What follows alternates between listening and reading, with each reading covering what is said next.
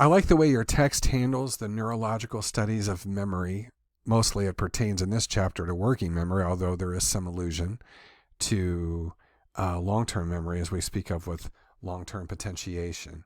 Um, Now, there's a great anecdote about H.M. Henry Malazan, I think it's pronounced, who was just identified at the time of his death in 2008 due to his extraordinary situation as a case study who lost his hippocampus and his amygdala and other temporal lobe areas. He, like Clive Waring, could not transfer any memories to long-term memory, but just like Clive Waring, he could remember information from years before and retained his procedural memories as Clive retained his ability to play piano. So that's kind of cool. And another thing that's cool about it is one of the scientists that was involved in the Henry Malazan research is still with us at age 105. Brendan Milner will actually be 106 in June, I believe it is, June 18th. Pretty astonishing. But he gave us a clue about some of the areas, or I guess a refinement of some of the areas that are involved in memory. And like Clive, who suffered insult to the hippocampus, suffered from anterograde amnesia and that he could not form new memories. So, fascinating study. Among the things that emerged from the studies involving Malazan, dating back many decades, probably about 70 years, is that he could remember how to do things non-verbally. So he practiced a very difficult task, which was drawing something in a mirror. And each day he got better at it, but each day he did not remember having done it the previous day. He had no, I guess you could say, episodic memory for having done it, but he got better at it procedurally. Fascinating.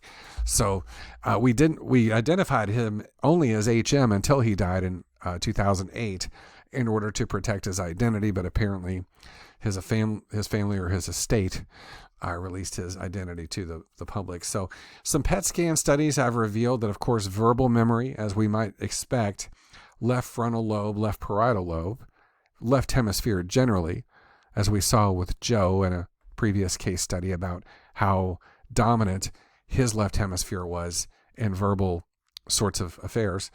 And spatial memory, as we have generally assumed, is in the right hemisphere and these lobes. So that's a suggestion of some things that would be held in the visuospatial sketchpad if we're speaking of the phonological loop, left hemisphere, spatial memory, right hemisphere, and some supporting research there that's quite direct in the very last page of that chapter. But as your author is transitioning, he's alluding to in the long-term memory. So how does activity of different brain regions change as memories are formed? We're far from reaching a complete answer. However, some answers are emerging. Carlson describes some basic mechanisms for learning new information. One is this Hebb rule, or what is often called Hebbian learning after Donald Hebb. The Hebb rule states that if a synapse between two neurons is repeatedly activated at the same time, the postsynaptic neuron fires, the structure of the chemistry of the synapse changes, and more general and more complex mechanism is long-term potentiation, which essentially means that as neurons fire together, they begin to wire together. And we have a physical manifestation of learning that we'll discuss in some detail in the next chapter. But in this process, neural circuits in the hippocampus that are subjected to repeated and intense stimulation develop hippocampal cells that become more sensitive. And this effect of enhanced response can last for weeks or longer, suggesting to many that this could be a mechanism for long-term learning and retention. And as you might suspect, disrupting the process of long-term potentiation also disrupts learning and remembering. And how might that be disrupted? Well, I'll give you an example of a concussion or an electrocution. There was a candidate that ran for president in 1988, Michael Dukakis. His wife was Kitty Dukakis. They're both still with us. And Kitty suffered from catastrophic depression that became drug resistant. Antidepressants did not help. She ultimately resorted to something that's considered to be pretty effective but very difficult to do, electroconvulsive therapy. The electroconvulsive therapy had a great effect on her depression, basically neutralized it. However, it's very violent on the person. It's literally an electrocution of sorts. And among the things that she described was she couldn't remember the days surrounding the electrocution that she went through, the electroconvulsive therapy. And one suggestion is that that's a disruption of these neural paths, memories that have wired together, if you will, neurally. So for instance, you might remember what you had for dinner last night. Yesterday, I'm recording this on February 15th. What happened to you on Valentine's Day? Did you have any special events or special phone calls or Zooms? Was there anything unusual about Valentine's Day? Did you get together with friends? Now, were you to have suffered a concussion on the evening of Valentine's Day, it might be the case that you don't remember anything from that day. None of those memories solidified, if you will, and they didn't endure.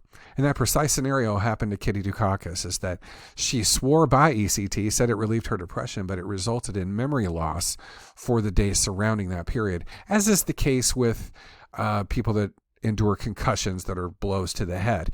The great Troy Aikman, the last guy to win a Super Bowl for the Cowboys. I hope this is not a sensitive topic for some of you, but he suffered a horrible concussion in the NFC Championship game one year, one of the three he won the Super Bowl. And he had a conversation with his coach back then, Jimmy Johnson, and he said, "Did we win the game?" He's in the hospital at this point. "Did we win the game?"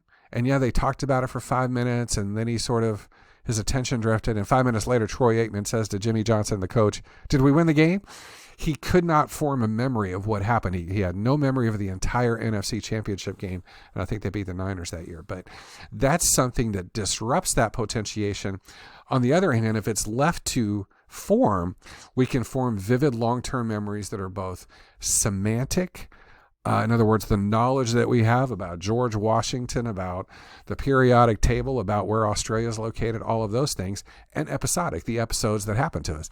What I did for Valentine's Day this year, what I did for Christmas in the previous year, what have you, the time I got stung by a bee, all of those things are results of neurons firing together and wiring together.